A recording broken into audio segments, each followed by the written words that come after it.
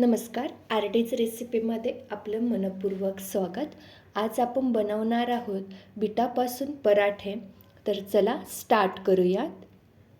आपण 2 बीट घेतलेले आहेत, त्याची वरची साल काढून घ्यायची आहे.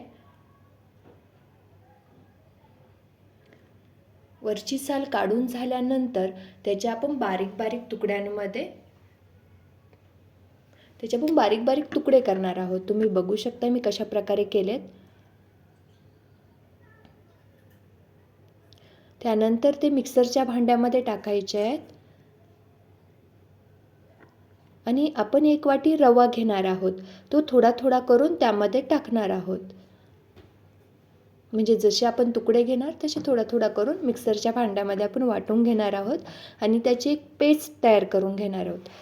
त्याच्यामध्ये थोडंसं दही टाकणार आहे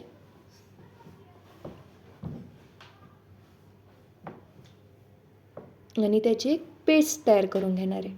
ती आपण सगळ्यांची पेस्ट तयार करून झाल्यावरती एका स्वच्छ भांड्यात ती काढणार आहे. त्यामध्ये आपण मीठ आणि थोडासा सोडा टाकणार आहे. जिथं सोडा टाकलाय त्यावरती नॉर्मली थोडंसं पाणी टाकणार आहे आणि ते चांगलं मिक्स करून घेणार आहे.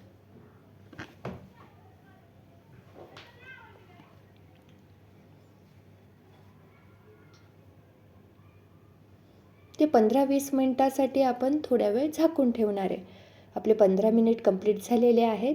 आपण आपलं मिश्रण बघू शकता, छानसं फुललेलं आहे थोडंसं.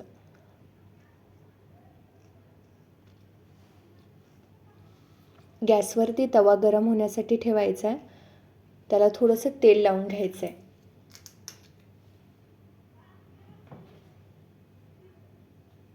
आणि जे मिश्रण आहे ते आपण त्यावरती टाकणार आहे आणि चांगल्या प्रकारे पसरून घेणार आहे.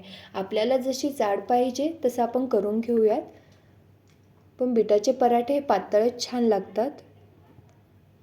दोन्ही साईडने चांगले भाजून घ्यायचे आहेत.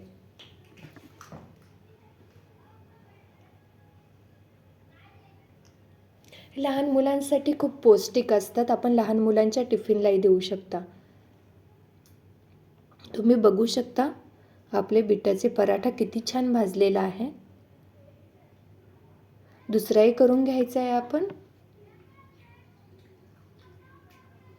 अशाच प्रकारे आपण सगळे बीटाचे पराठे करून घेणार आहोत. तुम्ही बघू शकता आणि सर्व करणार आहोत. तुम्ही बघू शकता आपले बीटाचे पराठे किती मऊसूत झालेले आहेत.